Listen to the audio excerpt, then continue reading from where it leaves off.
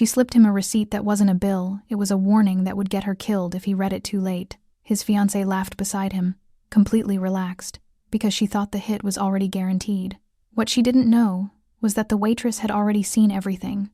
If this story pulled you in, make sure to hit that subscribe button so you never miss what's coming next. I've got another unforgettable story dropping tomorrow. And while you're here, jump into the comments and tell me where you're watching from.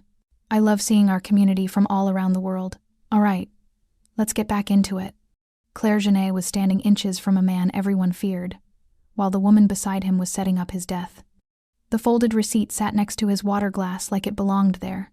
Just another piece of paper on white linen. Except this one had 7 words that could get her killed. Your fiancé sold you out. They're waiting outside. Any dessert for you this evening? Her voice came out steady, professional, like she wasn't betraying every instinct that told her to stay invisible, stay small, stay out of other people's wars. Romeo Leroy didn't look up from the leather-bound menu.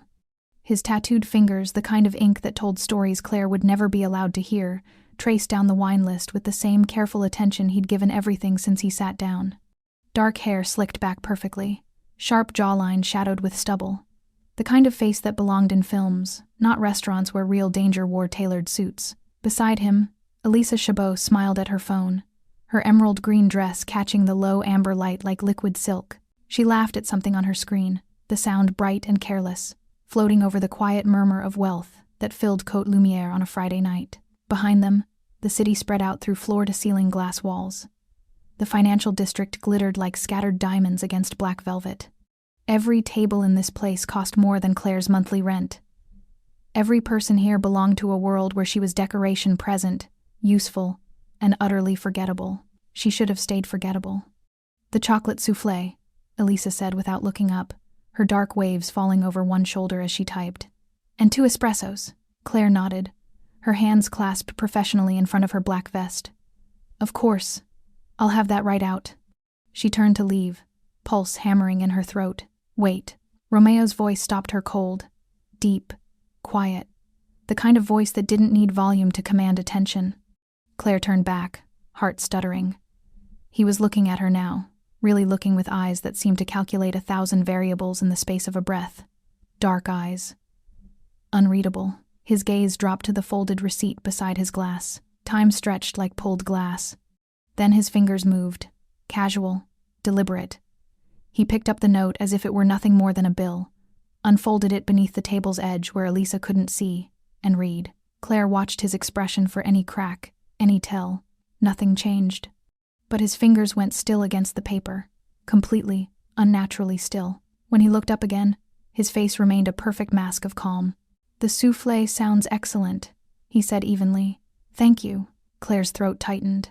She managed a professional smile and walked away on legs that felt like they might buckle. Behind her, Elisa laughed again at something on her phone, completely oblivious. 12 minutes earlier, Claire had been in the service hallway near the loading dock, stealing 30 seconds of air between the dinner rush and dessert service. Her feet ached in the required black heels.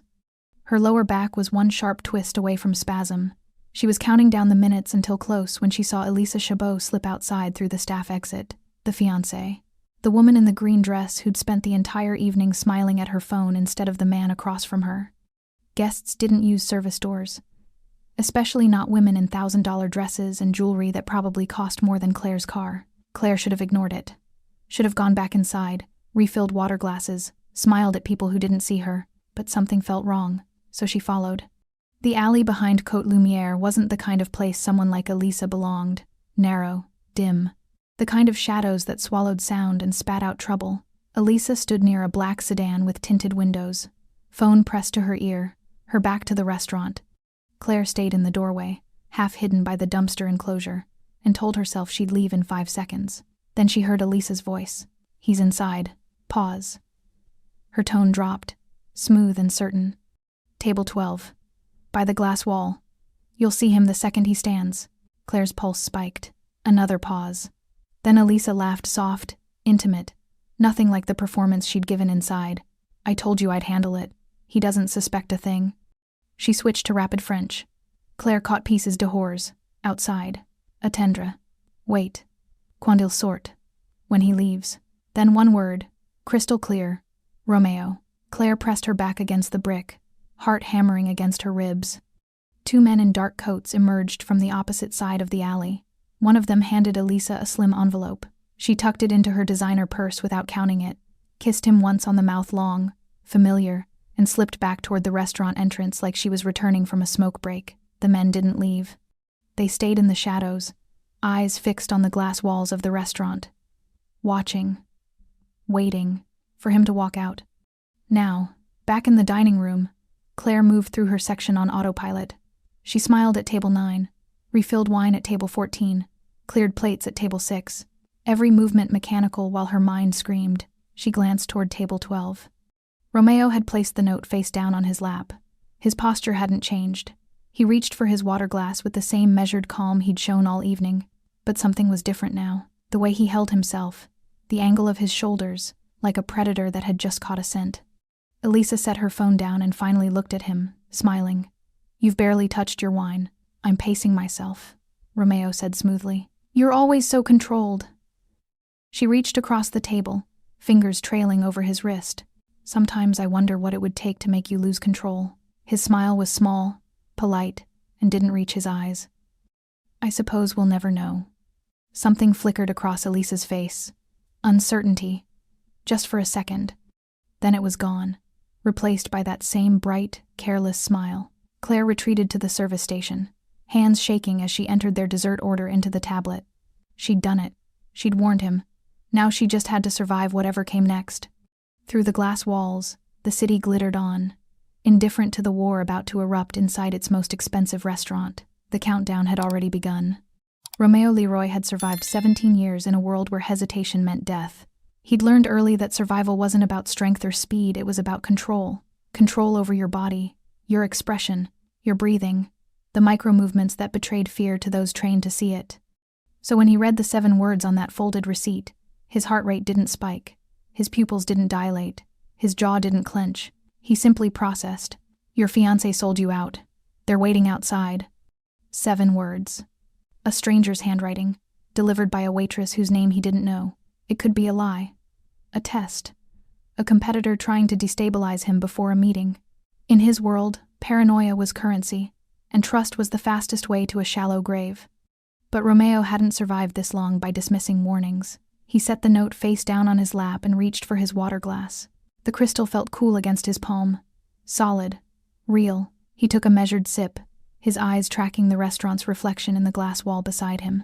3 tables over, a man in a dark suit had been nursing the same whiskey for 40 minutes. Near the bar, another man stood with his back to the room, phone pressed to his ear, never ordering. By the kitchen entrance, 2 more pretending to wait for the restroom, but their eyes kept drifting toward table 12. Romeo had noticed them when he'd arrived, filed them away as potential problems. Now they crystallized into certainty. 4 positions, clean sightlines, exit routes covered. They weren't here for dinner. "You've barely touched your wine." Elisa's voice cut through his thoughts, light and teasing. He looked at her, then really looked. The woman he'd been sleeping beside for 6 months. Dark hair in perfect waves, smooth olive skin. That green dress that had cost him €3,000 when she'd pointed it out in a boutique window last month. She was beautiful in the way expensive things were beautiful. Deliberate, polished, designed to be desired. Right now, she was smiling at him with those full lips, her fingers trailing over his wrist like she had every right to touch him. "I'm pacing myself," he said smoothly. "You're always so controlled." Her smile widened, but something flickered behind her eyes. "Sometimes I wonder what it would take to make you lose control." Romeo studied her face, the slight tension at the corners of her mouth, the way her left hand kept drifting toward her purse. The phone she'd been glued to all evening, now face down on the table. She was nervous, not guilty nervous, not caught nervous. Anticipation nervous, like someone waiting for a show to start. "I suppose we'll never know," he said, his voice a shade too cold. The flicker returned. Uncertainty, just for a heartbeat. She pulled her hand back and laughed, but it sounded hollow against the restaurant's low hum. "You're in a strange mood tonight, am I?" Before she could answer, Romeo shifted in his seat, a casual movement, reaching into his jacket pocket as if searching for his phone. His fingers found the slim device there, pressed twice against the side, a silent signal. 2 quick vibrations, universal code among his men. Situation developing. Stand by. Somewhere in this restaurant, or outside it, or in the building across the street. His security would receive that signal. They'd move into position. Quietly. Efficiently. The way they'd been trained. Romeo had never attended a public dinner without backup. Not once in 17 years. The question wasn't whether his men were here. The question was whether Elisa knew that. He set his phone on the table, screen dark. I'm going to the restroom. It was a test. Elisa's eyes widened slightly. Now? Our dessert will be here any minute. It won't take long. He stood, buttoning his suit jacket with practiced ease. Around them, the restaurant continued its expensive symphony. Crystal against crystal. Soft laughter. The sommelier describing a vintage to table 7. But Romeo felt the shift. The man by the bar straightened slightly. One of the men near the kitchen entrance turned, tracking Romeo's movement. The man at table 3 set down his whiskey, hand sliding inside his jacket. Elisa's smile was frozen now, her fingers white-knuckled around her wine glass. Romeo, I'll be right back, Sherry. The endearment was glass-sharp. He walked toward the restrooms with the same measured calm he brought to everything. Past table 11, past the sommelier's station, past the man who'd been pretending to wait by the kitchen entrance and was now speaking rapid French into a phone. Romeo caught 2 words. Il bouge. He's moving. 3 meters from the restroom door. Romeo stopped. He turned to face the dining room, hands relaxed at his sides, and smiled. It was the smile of a man who'd just realized he was holding all the cards. Then the lights flickered. Just once, barely noticeable to most diners. But Romeo saw what it meant. The man by the bar stiffened. The 2 near the kitchen exchanged glances. At table 3, the suited man's hand emerged from his jacket empty, but tense. They'd felt it too. That subtle shift in the room's energy. The sense that something had changed in the mathematics of violence. Romeo walked back to his table. Elisa watched him approach, confusion cracking through her practiced composure. I thought you were... Changed my mind. He sat down, smoothing his napkin across his lap. The folded receipt was still there, pressed against his thigh. You know how I am. Controlled. Her laugh was brittle. Yes, you are. The waitress, the one who'd slipped him the note, appeared with their desserts. Her hands were steady now, but Romeo could see the fear underneath, the way her eyes darted toward the exits, the slight tremor in her breathing. She'd risked something by warning him. He needed to know why. As she set the chocolate soufflé in front of Elisa, Romeo caught her gaze, held it for just a second, long enough to communicate something he hoped she'd understand. I know, and I'm ready. She gave the smallest nod and retreated. Elisa picked up her fork, but she wasn't looking at the dessert. She was looking at Romeo, and for the first time all evening, the mask had slipped completely. You know, she whispered. Romeo lifted his espresso cup, the porcelain warm against his fingers. I always know, Elisa. The lights flickered again, and this time, they didn't come back on. The restaurant plunged into darkness. For 3 seconds, Côte Lumière existed in absolute black. No emergency lights, no phone screens glowing. Just the distant glitter of the city through glass walls and the sudden, sharp intake of breath from 60 wealthy diners who'd never experienced a moment they couldn't control. Then the emergency lighting kicked in dim, red-tinged, casting everyone in the color of arterial blood. Claire hit the floor. Not by choice. A hand had grabbed her vest and yanked her down behind the service station as the darkness fell. She landed hard on her knees, pain shooting up her thighs, her shoulder slamming against the wood cabinet. Stay down. The voice belonged to André, the head sommelier, a rail-thin man in his 50s who'd never spoken more than 3 words to her in 8 months. Now his hand was iron on her shoulder, his body positioned between her and the dining room like a human shield. What's happening? Claire's voice came out strangled. Something very expensive, André said quietly. Around them, chaos erupted in slow motion. A woman screamed high-pitched, genuine terror. Chairs scraped, glass shattered. Someone shouted in Russian. Another voice yelled for everyone to stay calm, which only amplified the panic. Through the red-lit gloom, Claire saw movement at table 12. Romeo hadn't moved. He sat exactly as he had when the lights died, espresso cup still raised halfway to his lips, his expression carved from stone. Elisa had pushed back from the table, her chair tipped at an angle, her face a mask of confusion and something else. Fear. Real fear. The man from the bar was moving now, hand inside his jacket, pushing through panicked diners toward the exit. One of the men near the kitchen had produced a phone, its screen dark, speaking urgently into it like he was trying to reach someone who wasn't answering. The third man, the one from table 3, was reaching for something in his coat when he froze mid-movement. Someone had put a gun to the base of his skull. The someone was a woman in a server's uniform identical to Claire's. Except Claire had never seen her before. "Hands on the table," the woman said pleasantly, in French. Slowly, the man complied, his face draining of color in the emergency lighting. All around the restaurant, Claire began to see them. People who'd been invisible minutes ago, now moving with lethal precision. A busboy who wasn't a busboy blocked the main entrance, hands loose at his sides in a stance that promised violence. A woman in an evening gown had produced a compact pistol from her purse and was calmly directing diners away from the windows. Near the kitchen, a man in chef's whites had somehow materialized a tactical baton. They'd been here the whole time, hidden in plain sight, watching, waiting. Romeo's people. Mon Dieu, André breathed beside her. He really did come prepared.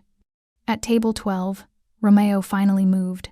He set down his espresso cup with a soft click, pulled his napkin from his lap, and folded it precisely on the table. Then he stood, buttoning his suit jacket like he was preparing to leave after a pleasant meal. He looked directly at Elisa.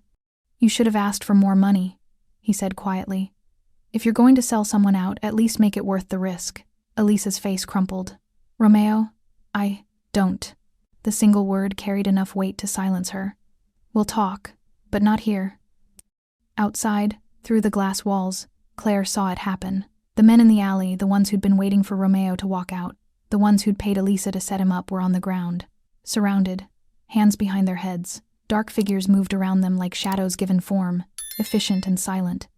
It had taken less than 2 minutes. The ambush had been ambushed. A new voice cut through the restaurant's chaos, amplified and authoritative.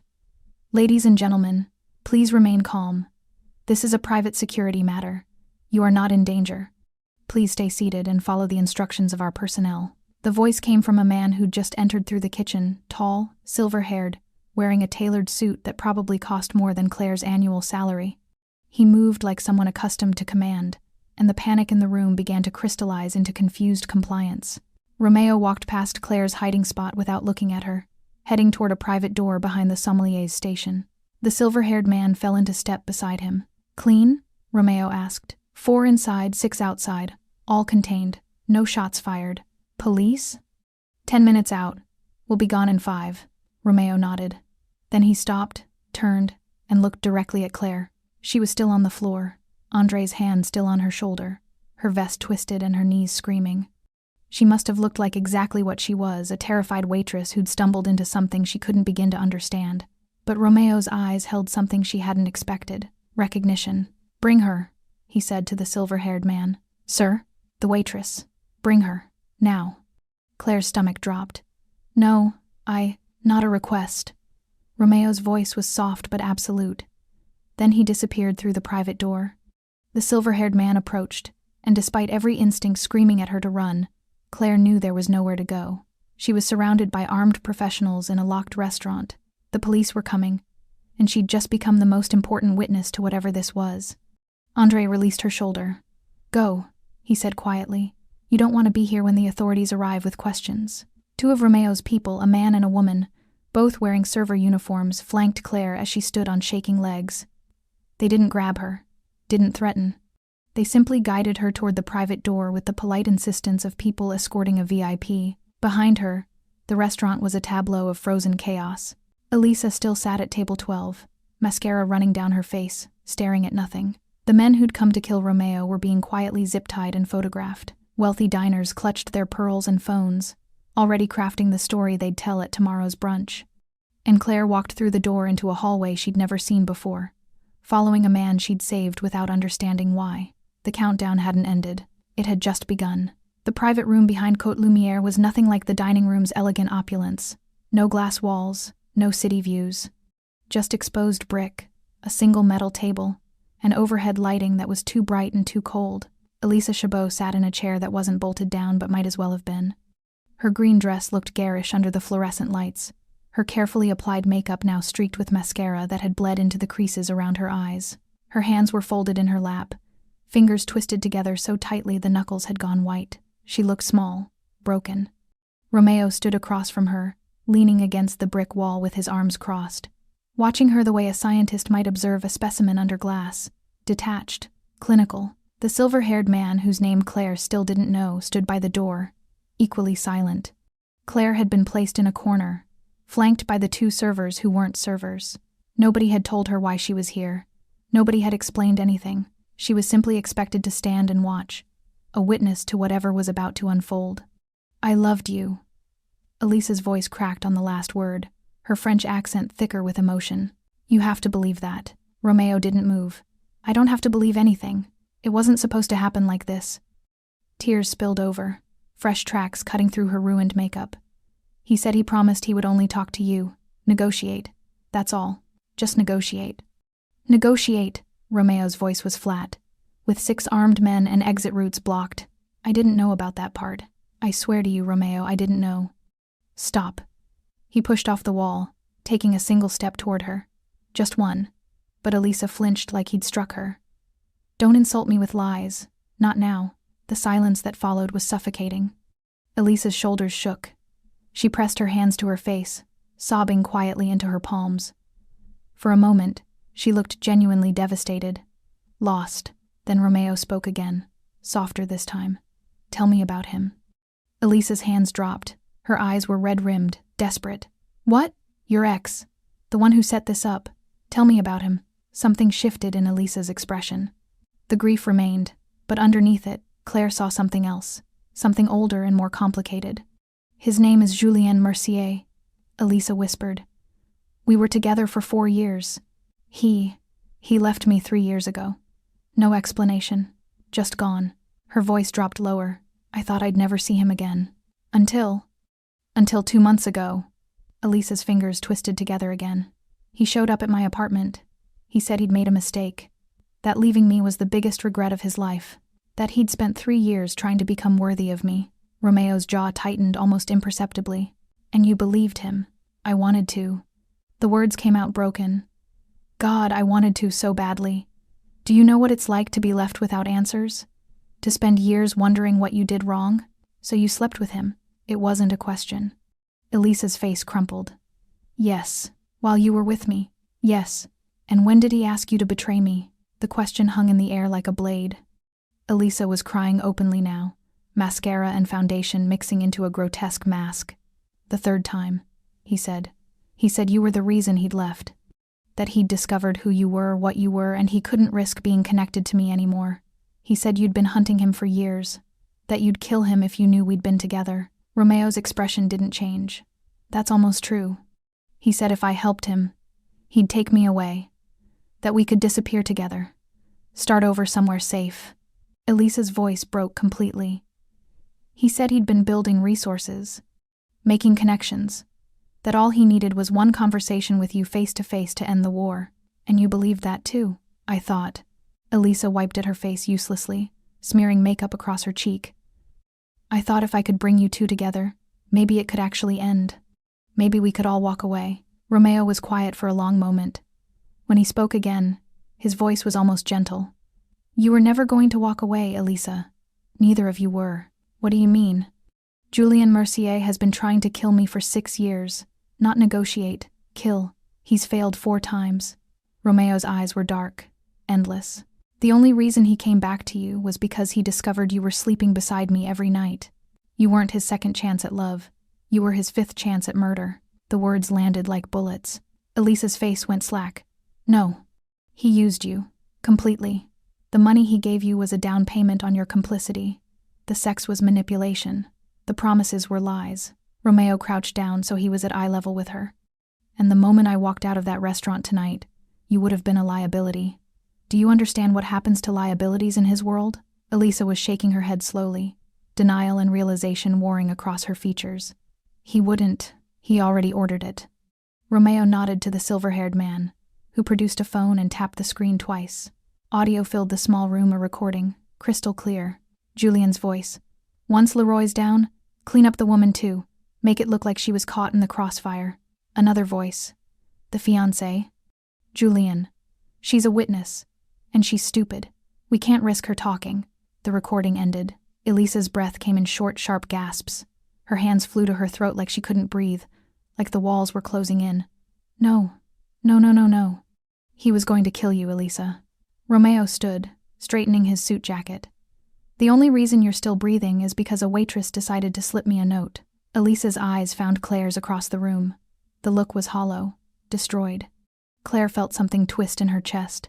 Not pity, exactly, but recognition. She'd just watched a woman realize she'd sold her life for a lie. Romeo walked to the door, then paused. You're free to go.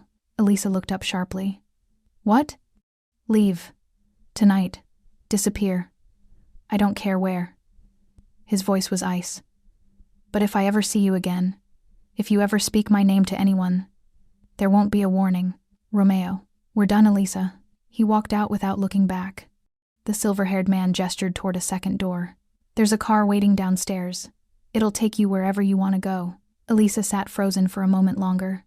Then she stood on trembling legs and walked toward her exit, a ghost in a green dress. She didn't look at Claire as she passed. And just like that, she was gone. Claire stood in the corner of the cold brick room, her uniform vest twisted from when she'd been pulled to the floor, her knees still aching from the impact. The door Elisa had disappeared through clicked shut with a finality that made Claire's stomach turn. She was alone now. Alone with Romeo Leroy and his people in a room she hadn't known existed, in a situation she couldn't begin to process. The silver-haired man glanced at Romeo. Sir, we need to move. Police will be inside the main restaurant in 3 minutes. Give me 2. Romeo turned to Claire for the first time since Elisa had left. You, come here. It wasn't a request. Claire's legs felt like water, but she forced herself to move. The 2 server guards stepped aside, letting her pass. She stopped 3 feet from Romeo, close enough to see the fine details of his neck tattoo, some kind of script in a language she didn't recognize, and far enough to run if running would do any good, which it wouldn't. Up close, Romeo Leroy was even more imposing than he'd been from across the dining room, taller than she'd realized, broader through the shoulders. His dark eyes tracked her with an intensity that made her feel dissected. What's your name? His voice was quieter now, without the cold edge he'd used on Elisa. Claire Genet. How long have you worked at Côte Lumière? 8 months. You followed Elisa outside. It wasn't a question. Why? Claire's throat was dry. She went through the staff exit. Guests don't do that. It felt wrong. So you followed her into an alley. Romeo tilted his head slightly. That was dangerous. I know. Do you? He took a step closer. You overheard a murder plot. You saw her take payment. You heard them confirm I was the target. And then you came back inside and warned me. Another step. Why? The question hung between them like a test. Claire's hands were shaking. She clasped them together, trying to steady herself. Because I couldn't watch someone walk into that. Even if what? Even if I didn't know who you were. Even if she swallowed hard. Even if you're dangerous. Something flickered across Romeo's face. Not quite a smile. Not quite approval. You thought I was dangerous, and you warned me anyway. I thought you were human, Claire said quietly. And those men were going to kill you. The silver-haired man cleared his throat. Sir, 2 minutes. Romeo didn't look away from Claire. What did you think would happen? After you gave me that note? I don't know. I didn't think past that moment. I saw what was happening and Her voice cracked. I just couldn't do nothing. Most people can. Romeo studied her face like he was searching for something. Most people are very good at doing nothing. At staying invisible. At protecting themselves. He paused. You chose differently. I chose to not let someone die in front of me. Claire's fear was giving way to something else now. Exhaustion. The crash of adrenaline leaving her system. I didn't choose any of this. No, Romeo agreed. But you're in it now. The words landed with the weight of a verdict. Claire felt her knees wobble. What does that mean? It means you're a witness. To the setup, to the failed hit, to everything that happened here tonight. Romeo's voice was matter of fact. The police are going to want to talk to you. So are Julien Mercier's people, once they realize their operation failed. And they will realize it. They'll want to know how I knew, how their plan fell apart. I'll tell the police I didn't see anything. I'll say, they won't believe you. The silver-haired man spoke for the first time, his tone not unkind. You were working the section. You served the table. There are cameras in the dining room. They'll see you approach, see you leave something See Monsieur Leroy read it. They'll have questions. Claire's breath came faster. Then what am I supposed to do? That depends, Romeo said. On what? On whether you want to survive this. The room felt too small suddenly, too bright. Claire could hear her own heartbeat in her ears, could feel the panic starting to claw its way up her throat. I just wanted to help. I know. And for the first time, Romeo's voice softened, just barely. And you did. You saved my life, Claire Genet. In my world, that creates a debt. I don't want anything from you. That's not how debts work. He glanced at the silver-haired man. Philippe, status? Philippe checked his phone. Police entering the main building now. Back exit still clear for another 90 seconds. Romeo turned back to Claire. I'm going to ask you a question, and I need you to answer honestly. Can you do that? Claire nodded, not trusting her voice. Do you have somewhere safe to go? Family? Friends outside the city? Someone Mercier's people couldn't easily find? The question made everything real in a way it hadn't been before. Claire thought of her studio apartment in the Marais, her roommate who worked night shifts at a hospital, her mother-in-law who she called every Sunday. All of them suddenly felt exposed. Vulnerable. My mother, she whispered. But I can't bring this to her. Then you have two choices.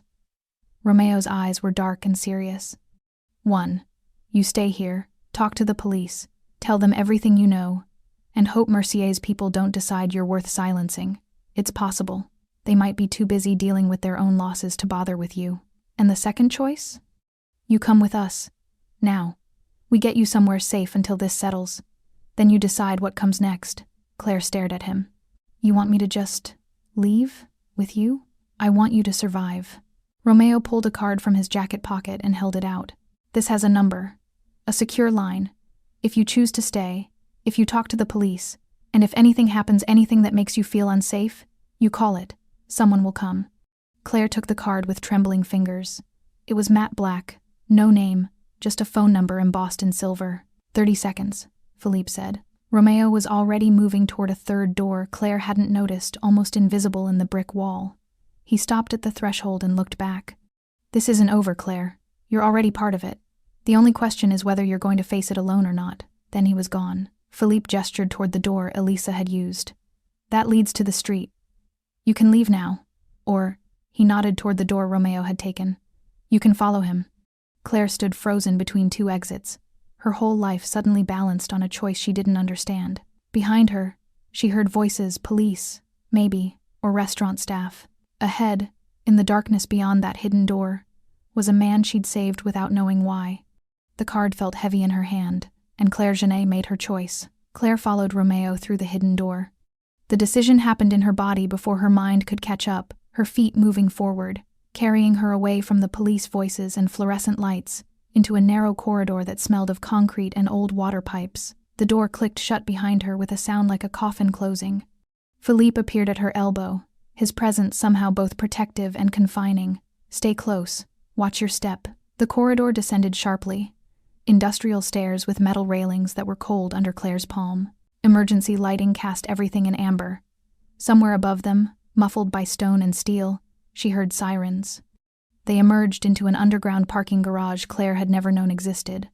The air was cooler here, tasting of exhaust and damp earth. A black Mercedes waited with its engine running, rear door open. Romeo was already inside. Philippe gestured for Claire to enter. She hesitated at the threshold, suddenly aware of what this moment meant. Once she got in that car, she couldn't pretend this was just a bizarre night at work. She couldn't go home, crawl into bed, and wake up to her ordinary life. Claire. Romeo's voice came from the dark interior. I won't ask twice. She got in. The door closed with a heavy thunk. Philippe took the front passenger seat. The driver, a woman with short gray hair and the posture of someone military-trained, pulled out smoothly, navigating the garage's exit ramp without urgency. Nothing about their departure suggested flight, just people leaving after dinner. The car's interior was warm, leather seats butter-soft, classical music playing at barely audible volume. Romeo sat with one arm stretched along the back seat, his posture relaxed in a way that seemed impossible given what had just happened. Claire pressed herself against the opposite door, her uniform vest suddenly feeling too tight. They drove in silence for 3 blocks. Then Romeo spoke. You didn't answer my question earlier. Why did you really warn me? Claire turned to look at him. In the passing streetlights, his face was all angles and shadows. "I told you, I couldn't watch someone die." "That's what you did." I asked why. "Those are the same thing." "No." Romeo's eyes found hers in the darkness. "What you did was an action. Why you did it is something else. Some people freeze, some people run. Some people convince themselves it's not their problem." He tilted his head. "You walked directly into danger to save a stranger. That's not normal, Claire. That's a choice that reveals something." Claire's throat tightened. "What does it reveal?" "That you have a moral compass that overrides your survival instinct. In my world, that makes you either very brave or very stupid." He paused. "I haven't decided which yet. Maybe both," Claire said quietly. Romeo's mouth quirked, almost a smile. "Maybe." They turned onto a wider boulevard. Through the tinted windows, Paris slid by cafes closing for the night, couples walking hand in hand, the ordinary world continuing as if nothing had happened. As if Claire's entire life hadn't just fractured. "Where are we going?" she asked. "Somewhere safe." "A property I own. You'll stay there tonight." Romeo shifted, his attention fully on her now. "Tomorrow we'll discuss what comes next." "What does come next?" "That depends on you." Claire's hands twisted in her lap. "I don't understand any of this. I don't understand why Julien Mercier wants you dead. I don't understand why you had an army hidden in that restaurant. I don't understand what kind of debt you think I'm owed just because Because you saved my life." Romeo's voice cut through her spiral. "In my world, Claire, that's not a small thing. Life debts are binding, sacred. When someone preserves your existence, you become responsible for theirs. I don't want to be your responsibility." Too late. There was no malice in his tone, just certainty. Julien Mercier is dangerous, ruthless, and now he knows his plan failed. He'll want to know why, how. He'll want to know who warned me. Romeo leaned forward slightly. "Eventually he'll find out it was you." The word sent ice through Claire's veins. How would he? There were cameras, witnesses, people who saw you approach the table, saw you leave something behind. Mercier has resources, money, connections in places you wouldn't expect. Romeo's expression was serious now, the almost smile gone. "If I walk away and leave you unprotected, you become a target, and I don't leave debts unpaid." Claire felt the full weight of what she'd stumbled into. "So what am I supposed to do? Hide forever?" "No, you're supposed to let me handle this." "Handle it how?" "By ending the threat." Romeo said it like he was discussing the weather. Casual, inevitable. "Mercier made a move tonight. It failed. Now it's my turn." Claire stared at him. "You're going to kill him. I'm going to eliminate the problem. There's a difference." "Is there?" For a long moment, Romeo didn't answer. The car turned onto a quieter street, trees forming shadows overhead. "Finally," he said, "I don't enjoy violence, Claire. But I live in a world where showing mercy is often mistaken for weakness. And weakness gets you killed." His eyes held hers. "Mercier has tried to kill me 5 times. He betrayed my trust. He used a woman I cared about as a weapon. And tonight, he would have murdered you to cover his tracks." Romeo's voice was quiet but absolute. "So yes, I'm going to end this. And you're going to be safe while I do." The car slowed, turning into an underground garage beneath a building Claire didn't recognize. Elegant. Old money. The kind of place that had doormen and security that actually worked. Philippe opened Claire's door. She stepped out on shaking legs, her server shoes clicking on polished concrete. Romeo emerged from the other side, buttoning his jacket. "Philippe will show you to the apartment. There's food, clothes, everything you'll need. You're not a prisoner, but I'd strongly suggest you stay inside until morning." "And then what?" Romeo walked past her toward a private elevator, then stopped. "Then I'll answer your questions. All of them. You deserve to know what you've stepped into." He pressed the elevator call button. "But tonight, you're exhausted. In shock, you need rest." "I need answers. You'll get them." The elevator doors opened. Romeo stepped inside, then turned. "There's one thing you should understand, Claire Genet. In my world, debts work both ways. I owe you my life. But by saving it, you tied yourself to me. Whether you wanted to or not. That's not fair." "No," Romeo agreed. "But it's the truth." The elevator doors closed. leaving Claire standing with Philippe in a silent garage that smelled of expensive cars and her own fear. Philippe gestured toward a different elevator. "This way, mademoiselle. You'll be safe here. I promise you that." Claire followed because she had no other choice. But safety, she was beginning to understand, was a relative term. And in Romeo Leroy's world, nothing came without a price. Across the city, in a penthouse suite overlooking the Seine, Julien Mercier paced like a caged animal. His phone was dark on the glass table, silent for the past 40 minutes.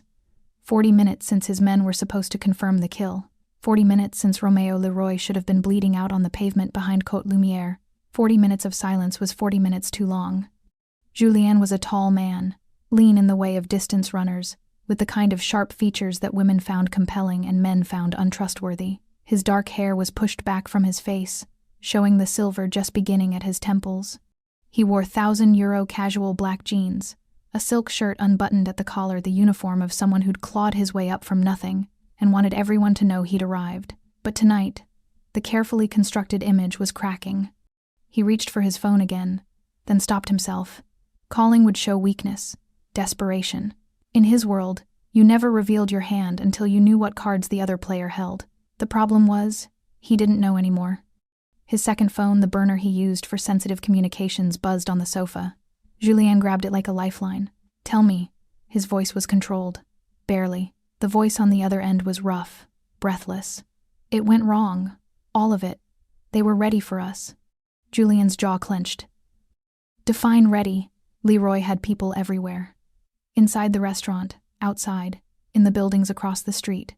The second we moved into position, they moved on us. Professional, military grade. A pause. "We lost everyone, Julien. All 6 men, contained before they could even draw weapons." The words hit like physical blows. 6 men. 6 trained operatives he'd spent weeks recruiting, positioning, paying. Gone in minutes. What about the woman? Julien's voice dropped to something dangerous. "Tell me Elisa is dead." "I don't know. I wasn't inside. But if they took down our external team that fast, they probably find out." Julien's control was fraying now, his accent thickening. "I need to know if she talked, if she gave me up." "Julien, we need to move. Now. Get out of Paris before." "Before what?" Julien's voice rose. "Before Romeo Leroy comes for me? He's been trying to find me for 6 years. 6 years of hiding, moving, operating from shadows. And I just handed him everything on a fucking silver platter." He ended the call and threw the burner across the room. It shattered against the wall, pieces scattering across imported marble. Julien pressed his palms against the window, staring out at the city that had always felt too small for his ambitions. Paris glittered below him, indifferent to his rage, indifferent to the fact that his carefully laid plan had just collapsed. How had Leroy known? The setup had been perfect. Elisa had confirmed his location. His men were positioned correctly. The timing was exact, and yet somehow, Leroy had not only survived, he'd turned the entire operation into a trap. Someone had warned him. But who? Elisa was too stupid to have second thoughts. His men were loyal, bound to him by money and shared crimes that made betrayal suicide. The restaurant staff wouldn't have noticed anything, unless... Julien's mind raced backward through the evening, through the phone calls with Elisa, through the final confirmation that Leroy was seated, exposed, vulnerable, through the alley. Elisa had been in the alley when she made the final call. Behind the restaurant, in the service area where staff took smoke breaks and hauled trash. Had someone seen her? Overheard her? His third phone rang, the legitimate one, the number his business associates used. Julien almost ignored it, then saw the name on the screen, Laurent Voss, a high-ranking police inspector who supplemented his income by selling information to people like Julien. "Yes, you need to leave Paris." Voss's voice was tight. "Now, tonight. What happened? What happened is you tried to kill Romeo Leroy in one of the most expensive restaurants in the city, and he embarrassed you. The whole operation is on camera. My colleagues are going through footage right now. They have your men. They have evidence. And Leroy has connections that go higher than mine." Julien's stomach turned. "He won't go to the police. He doesn't work that way. He doesn't have to. He already has everything he needs, your people, your operation, your proof of intent. When he comes for you, it won't be through the legal system." Voss paused. "I can buy you 12 hours. Maybe. After that, I can't protect you." The line went dead. Julien stood frozen, his reflection ghost-like in the window glass. He looked older suddenly. Tired. The silver at his temples seemed to spread before his eyes. 6 years. 6 years of building his empire from nothing. 6 years of carefully constructed alliances, strategic violence, calculated risks. 6 years of hunting Romeo Leroy, the man who'd destroyed his first crew, killed his brother, left him with nothing but rage and ambition. And now, because of one failed hit, it was all unraveling. His mind flashed to Elisa, beautiful, desperate Elisa. It had been almost too easy to seduce her again, to make her believe he'd spent 3 years regretting leaving her, to convince her that helping him wasn't betrayal, it was salvation. She'd been so eager to believe the lie. Had she survived tonight? Was she in police custody? In Leroy's custody? Or was she already dead, disposed of like the liability she'd always been? Julien grabbed his legitimate phone and dialed a number he'd hoped never to use. It rang twice before a woman answered. Oui? It's Mercier. I need emergency extraction. Paris. Tonight. That's expensive. I know. 2 million euros. Non-negotiable. Julien closed his eyes. 2 million would drain his accessible accounts, would leave him starting over with almost nothing. But starting over alive was better than staying here dead. Done. Send the details. He ended the call and moved through the penthouse with mechanical precision. Grabbed the go-bag he'd kept packed for 6 years. Pulled cash from the hidden safe. Destroyed the SIM cards in his remaining phones. But even as he prepared to run, his mind was spinning. This wasn't over. Leroy thought he'd won. Thought he'd crushed the threat. But Julien Mercier hadn't survived this long by giving up after one failure. He'd regroup. Rebuild. And next time he'd be smarter. More careful. Next time, he'd make sure there were no witnesses. No warnings. No waitresses who saw too much. Because that's what this had to be, didn't it? Someone at the restaurant had seen something. Heard something. Warned Leroy before the hit could happen. Julien pulled up the last photo Elisa had sent him taken from inside Côte Lumière, showing Leroy at his table by the window. He zoomed in, scanning the background. There, in the frame's edge, a woman in server's uniform. Dark hair pulled back. Young, unremarkable, standing at the service station, looking toward Elisa's table. Julien's blood went cold. He took a screenshot, sent it to his one remaining operative, a woman named Céline who specialized in research, not violence. His message was simple. Find out who she is. The response came back in 3 minutes. Claire Genet, age 26, waitress at Côte Lumière, for 8 months. Lives in the Marais. No criminal record, no obvious connections to Leroy. Julien stared at the name. Claire Genet. A nobody. A waitress. Someone who should have been invisible. Someone who'd just destroyed everything he'd built. He saved her information to his encrypted drive, then deleted the messages. But her face was burned into his memory now. Claire Genet had cost him his revenge, his money, his men, his position, and when he came back, when he rebuilt, she'd be the first debt he collected. Julien Mercier grabbed his bag and walked out of the penthouse without looking back, but he carried her name with him into the darkness, and in his world, names were targets. The apartment Romeo had taken Claire to was nothing like her cramped studio in the Marais. Floor-to-ceiling windows overlooked a private courtyard garden. Hardwood floors that probably cost more than her car. Furniture that looked like it belonged in a museum. Everything was cream and gold and perfectly, intimidatingly clean. Claire stood in the center of the living room, still wearing her rumpled server's uniform, and felt like a stain on expensive fabric. Philippe had left her with instructions. Shower, eat, rest. He'd pointed out the bedroom, the kitchen stocked with food she'd never be able to afford, the closet, with clothes in exactly her size, which should have been comforting but instead felt invasive. How did they know her size? How long had Romeo been planning for contingencies like this? Claire walked to the window, pressing her forehead against the cool glass. Below, the courtyard was empty, lit by antique street lamps that cast everything in amber. It was beautiful, serene, and she felt like she was drowning. Her phone buzzed in her pocket the first time since she'd left the restaurant. She pulled it out with shaking hands. 17 missed calls, 32 texts. Her roommate. Where are you? Police came by asking about you. Her manager at Côte Lumière. Claire, call me immediately. This is serious. Her mother. Chérie, I saw the news about the restaurant. Please tell me you're okay. And one number she didn't recognize. We know who you are, Claire Genet. We know what you did. The phone slipped from her fingers. clattering against the hardwood. Claire backed away from it like it was a snake, her breath coming fast and shallow. Someone knew. Someone had already found her name, her connections, her life. She grabbed the phone and pulled up the black card Romeo had given her. Her fingers trembled as she dialed the number. It rang once. Claire. Romeo's voice was calm, like he'd been expecting her call. What's wrong? Someone texted me. They know my name. They said they know what I did. Read me the number. She did, stumbling over the digits. Silence on the other end. Then, that's one of Mercier's people. He's already hunting you. The room tilted. Claire sat down hard on the cream sofa. How did he find me this fast? You were visible tonight. In the restaurant, near the table. Cameras would have caught you. Romeo's voice was matter of fact. Mercier's smart. He would have reviewed everything, looking for how his plan failed, and he would have found you. So what do I do? Nothing. You stay exactly where you are. Don't respond to that message. Don't call anyone back. Don't go online. A pause. And don't leave that apartment. For how long? Until I tell you it's safe. Claire felt something crack inside her chest. This is my life, Romeo. My mother is worried. My roommate is scared. The police want to talk to me. I can't just disappear. You can, and you will. His voice hardened. Because the alternative is Mercier finds you before I find him. And if that happens, Claire, you don't get to have a life anymore. Do you understand? She understood.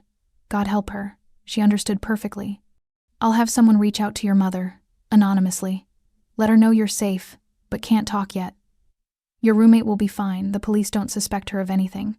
And your manager. Romeo's tone shifted slightly. Côte Lumière is being compensated for tonight's disruption.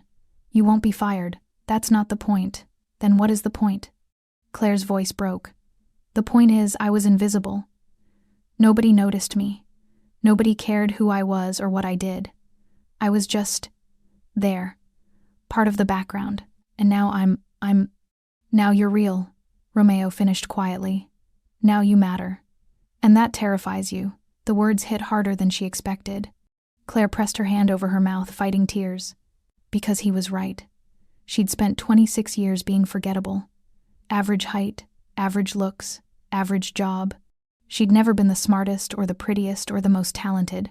She'd just been Claire, invisible. Claire, who served expensive dinners and went home alone and never made waves. And in one night, she'd become someone people were hunting.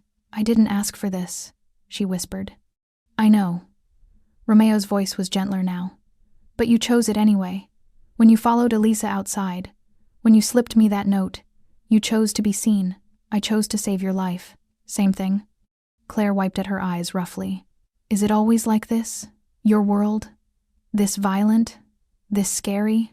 Yes, the honesty was almost worse than a lie would have been. How do you live like this? Claire asked. You learn to accept it. That violence isn't the exception, it's the baseline. That trust is earned in blood. That the people who want you dead are sometimes the ones sleeping beside you. He paused. And you learn that the only way to survive is to be smarter, faster, and more ruthless than everyone trying to kill you. I'm not any of those things. No, but I am. Romeo's voice was absolute. Which is why you're going to stay in that apartment. Stay safe. And let me handle Julien Mercier. Claire looked around the beautiful prison she'd walked into. And then what? After you handle him? Then you get to decide who you want to be. What does that mean? It means you have a choice, Claire. You can go back to being invisible, back to your apartment, your job, your ordinary life. I'll make sure you're protected, that no one ever connects you to tonight. You'll be safe. Or, Romeo was quiet for a long moment. Or you accept that you're not invisible anymore. That you've seen too much, learned too much, to pretend you don't understand how the world really works, and you decide what you want to do with that knowledge. Claire's throat tightened. You're asking me to choose a life I don't understand. I'm asking you to acknowledge the life you've already chosen. By slipping me that note, you stepped across a line most people never even see. Now you're on the other side. The only question is whether you're going to spend the rest of your life running from it or learning to navigate it. That's not fair. Nothing about tonight has been fair. Romeo's voice was firm but not cruel. But it's real. And ignoring reality doesn't make it go away, it just makes you vulnerable to it. Claire stared at her reflection in the darkened window. She looked small, lost. Nothing like someone who belonged in this world of violence and debts and impossible choices, but she also looked alive, more alive than she'd felt in years. "Get some rest," Romeo said. "Tomorrow we'll talk more. For tonight you're safe. I promise you that." "How can you promise that?" "Because anyone who wants to hurt you has to go through me first." "And Claire?" His voice dropped lower. "I don't lose." The line went dead. Claire sat in the silent apartment, her phone dark in her hand, and finally let herself cry. Not from fear, though fear was there. Not from anger, though anger was there too. But from the terrifying realization that Romeo was right. She wasn't invisible anymore. She'd never be invisible again. And somewhere deep inside, beneath the fear and confusion and exhaustion, a small part of her wondered if maybe, just maybe, she didn't want to be. Morning came to Paris in shades of pearl and gold. Claire woke in a bed that felt like sleeping on clouds, in a room that smelled faintly of lavender, to sunlight streaming through windows she'd forgotten to close. For 3 perfect seconds, she thought last night had been a nightmare. Then she saw her server's uniform crumpled on the chair, and reality crashed back. She showered in a bathroom with heated floors and water pressure that felt like a massage. Found clothes in the closet that fit perfectly: black jeans, a soft cashmere sweater, boots that were broken in but quality. Someone had thought of everything. It made her skin crawl. The kitchen was equally perfect. Fresh croissants in a warming drawer, coffee that ground itself at the touch of a button, orange juice that probably cost more per glass than she made in an hour. Claire ate standing at the counter, too nervous to sit, watching the courtyard below for threats she wouldn't recognize if she saw them. At precisely 9 o'clock, the apartment door opened. Claire spun, heart hammering, but it was Philippe. He carried a leather folder and the same calm competence he'd shown last night. "Mademoiselle Genet, I trust you slept well?" "Not really." "Understandable." He set the folder on the counter. "Monsieur Leroy will be here within the hour. He wanted me to brief you first on what's happened since last night." Claire's stomach tightened. "Mercier has left Paris. We tracked him to a private airfield outside the city. He boarded a plane to Marseille at 4 this morning." Philippe's expression was neutral. "He's running. That's good, right? It's expected. But it doesn't mean he's no longer a threat, just a more distant one." Philippe opened the folder, revealing documents and photographs. Claire saw images of Julien Mercier, sharp-featured, silver-templed, younger than she'd expected. Crime scene photos from the restaurant, police reports with sections redacted in black, and a photograph of herself, taken from restaurant security footage, slipping the note beside Romeo's glass. "This image has been suppressed," Philippe said. "It won't appear in any official reports. As far as the police investigation is concerned, you were working your section normally. You saw nothing unusual. You have no relevant information. How did you—" "Monsieur Leroy has resources." Philippe's tone suggested she shouldn't ask further questions. "The 6 men Mercier sent have been charged with conspiracy and weapons violations. They'll be in prison for years, but none of them are talking. Which means Mercier still doesn't know for sure," I warned Romeo. "Correct. He suspects. The threatening message you received confirms that. But he has no proof. And without proof, you're not worth the risk of targeting openly." Philippe paused. "However, if you were to surface publicly, speak to press, testify in court, anything that confirms your involvement, that calculation changes." Claire felt the cage close tighter. "So I just hide? Forever?" "Not forever. Just until—" The apartment door opened again. Romeo entered like he owned the space, which he did. He'd changed since last night: dark jeans, a fitted black shirt, casual but somehow more intimidating than the suit. His tattoos were visible now, crawling up his neck and disappearing under his collar. He looked younger in daylight. Harder. "Philippe, give us the room." Philippe nodded and left without a word, taking the folder with him. Romeo walked to the kitchen, poured himself coffee with the ease of someone who'd done this 1,000 times. "You look better, more rested." "I look terrified." "That too." He leaned against the counter, studying her. "But alive, that's what matters." Claire crossed her arms. "Philippe says Mercier left Paris." "He did. So it's over." "No." Romeo's voice was flat. "It's just beginning." The words sent ice through her chest. "What does that mean?" "It means Julien Mercier spent 6 years building an organization designed to destroy me. Last night was just one move in a much longer game." Romeo sipped his coffee. "He failed. He lost resources. He's wounded, but he's not dead. and wounded animals are the most dangerous. So what happens now? Now I finish what he started. Romeo set down his cup. I've been playing defense for 6 years, reacting to his moves, protecting my interests. But last night changed the rules. He went after me in public. He involved innocent people. He showed me exactly how desperate he's become. And desperation makes people predictable. Romeo's eyes were dark, calculating. I know where he'll run, who he'll contact, what resources he has left, and I'm going to systematically dismantle everything he's built until he has nowhere left to hide. Claire's voice came out smaller than she intended. You're going to kill him. I'm going to remove the threat he represents. How that happens depends on the choices he makes. That's the same thing. Romeo pushed off the counter, closing the distance between them. No, it's not. If Mercier surrenders, if he leaves France, abandons his vendetta, disappears completely, I'll let him live. Broken, but alive. He stopped 2 feet from her. But if he keeps coming, if he keeps threatening people under my protection, then yes, I'll kill him, because that's what survival looks like in my world. Claire met his eyes. And what about my world? What about it? You keep talking about your world, your rules, your debts. But I don't live in that world. I live in a place where people don't solve problems with violence, where debts are money, not blood, where you're not safe anymore. Romeo's voice cut through her protest. You want to go back to that world? Fine, I'll arrange it. New identity if necessary. Relocation, financial support. You'll be invisible again. But you'll spend the rest of your life looking over your shoulder, wondering if Mercier's people found you, if the next stranger on the street is the one who finally tracked you down. Romeo's expression was serious. Because you can leave my world, Claire, but my world won't leave you, not after last night. So I'm just stuck? A prisoner? You're protected. There's a difference. Is there? Claire's voice rose. Because it feels the same from where I'm standing. Romeo was quiet for a long moment. Then, what do you want me to say? That I'm sorry you saved my life? That I wish you'd stayed invisible? I want you to tell me the truth. The truth is, you made a choice last night that revealed something about who you are. Something most people spend their whole lives hiding. Romeo's voice softened. You saw injustice happening and you acted. You risked your safety for a stranger. That's not weakness, Claire. That's strength. Rare, dangerous strength. It doesn't feel strong. It feels stupid. Most courage does. In the moment. He stepped back, giving her space. I can't give you your old life back. That's gone. But I can give you something else. What? Purpose. Training. A chance to understand the world you've stepped into.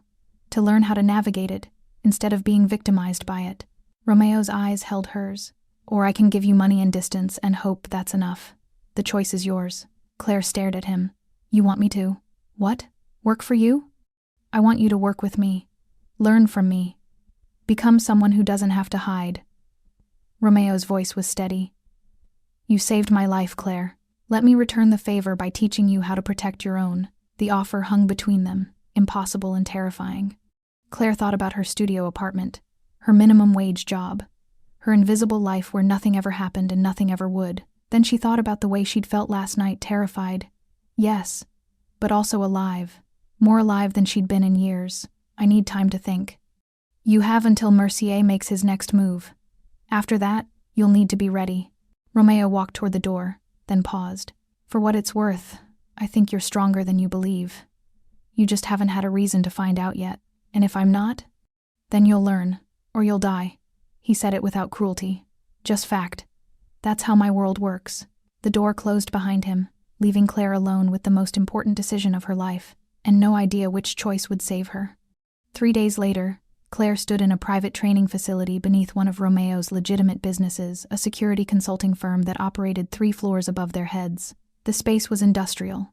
Concrete floors, fluorescent lighting, equipment that looked both expensive and intimidating. Punching bags hung from reinforced beams. Weapons lined one wall behind glass. Exercise mats covered half the floor. And Claire, still wearing the clothes someone else had chosen for her, felt completely out of place. Philippe stood beside a compact woman with silver-shot hair and the posture of someone who'd seen combat. This is Simone. She'll be handling your training.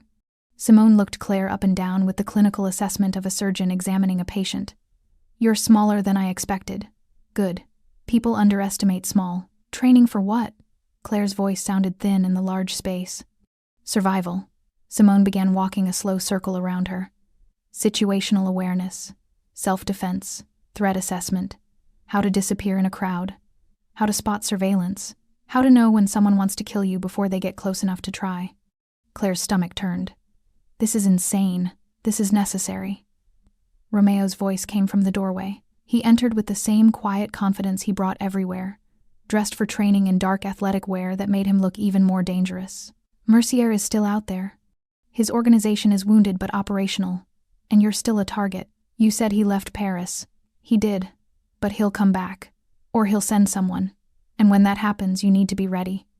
I can't fight. Claire's hands were shaking now. I can barely throw a punch. How am I supposed to? You're not supposed to fight. Simone's voice was firm but not unkind.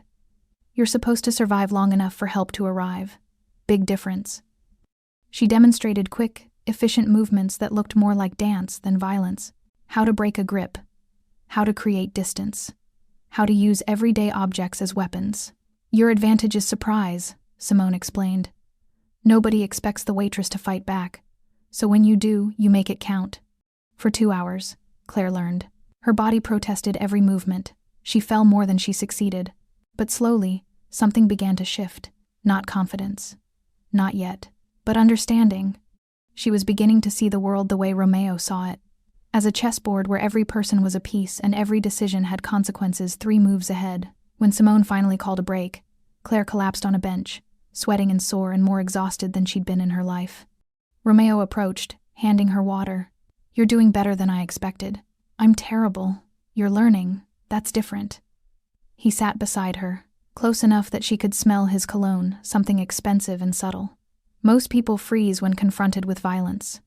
You didn't. Even now, scared and sore, you're still here, still trying, because I don't have a choice. You always have a choice. Romeo's voice was quiet. You could have walked away 3 days ago, gone to the police, taken your chances with witness protection. But you didn't. Why didn't I? You tell me. Claire stared at her hands. They were red where she'd gripped the training equipment too hard. Because you were right, about everything.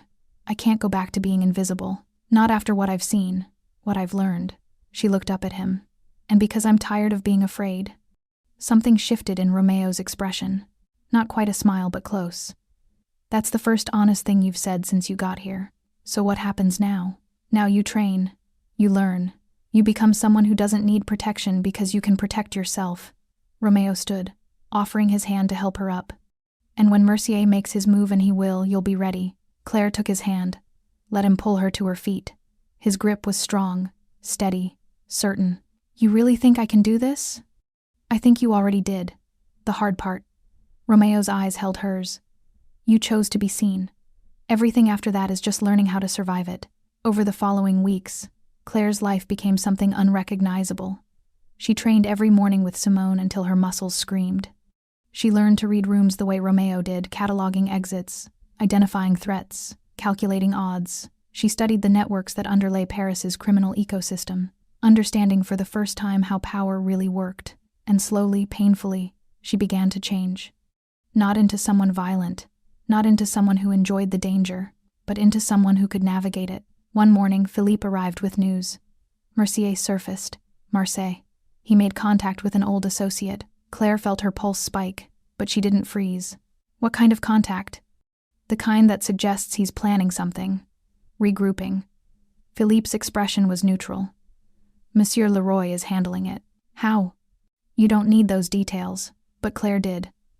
She needed to understand exactly what handling it meant in Romeo's world. She found him in his office, a minimalist space of glass and steel overlooking the city. He was on the phone speaking rapid French, but he gestured for her to enter. When he finished the call, he turned to face her. You heard. I heard. What does handling it mean? It means Mercier's attempt to rebuild is being systematically dismantled. His financing is frozen. His contacts are disappearing. His safe houses are being exposed. Romeo's voice was matter-of-fact. In 3 days, he'll have nothing left but surrender or death. And if he surrenders? Then he lives, in exile, broken. Romeo studied her face. You disapprove.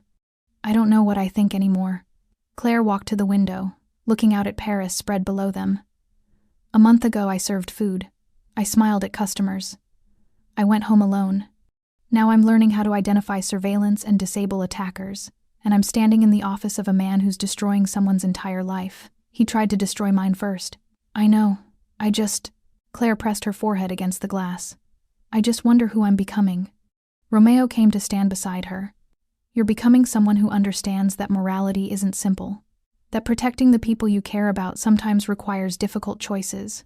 That survival isn't always clean. Is that supposed to be comforting? No, it's supposed to be true. They stood in silence for a moment, watching the city. Then Claire said quietly, Thank you. For what? For not letting me die. For teaching me to survive. She struggled for words. For seeing me when I needed to be seen. Romeo's expression softened. You saved my life, Claire. Everything after that is just me returning the favor. Is it? She turned to face him. Or is it something else? The question hung between them, heavy with implications neither was ready to name. Before Romeo could answer, his phone rang. He glanced at the screen and his expression hardened. It's done. Mercier surrendered. Claire felt something release in her chest. So it's over. For now. Romeo pocketed the phone. He's leaving France, Europe. We've arranged passage to South America with the understanding that if he ever returns, the deal is void. And you believe he'll honor that? I believe he wants to live more than he wants revenge. Romeo's voice was certain. And if I'm wrong, I'll handle it. Claire nodded slowly. What happens to me now? That's your choice. Romeo moved closer. You can go back. Resume your life. I'll make sure you're protected, even from a distance. Or you stay. Keep training. Keep learning. His eyes held hers. I could use someone with your instincts. Someone who sees what others miss. Someone who acts when action is required. You want me to work for you. I want you to work with me. As a partner. Not an employee. The offer was impossible. Insane. Everything Claire had been raised to believe she shouldn't want. But standing in that office, looking at the man who'd changed everything by simply surviving her warning, she realized something fundamental. She didn't want her old life back. She wanted this one. I'll stay, Claire said, but on one condition. Name it. You teach me everything. No secrets. No protection. I want to understand this world completely. Romeo smiled, the first genuine smile she'd seen from him. Deal. He offered his hand. Claire took it, sealing a partnership that had begun with a folded receipt and 7 words. Outside the window, Paris glittered in afternoon light. The same city she'd always known but would never see the same way again. She wasn't invisible anymore. She was Claire Genet, the woman who'd changed the board, saved a life, and found her own in the process. And that, she was beginning to understand, was exactly who she was meant to be. Thanks for staying with this story right till the final moment. You're the reason these stories come alive. If you're ready for another powerful journey, just tap the next video on your screen. And before you go, leave a quick comment and rate this story from 1 to 10. I'm excited to see your thoughts and connect with you down there.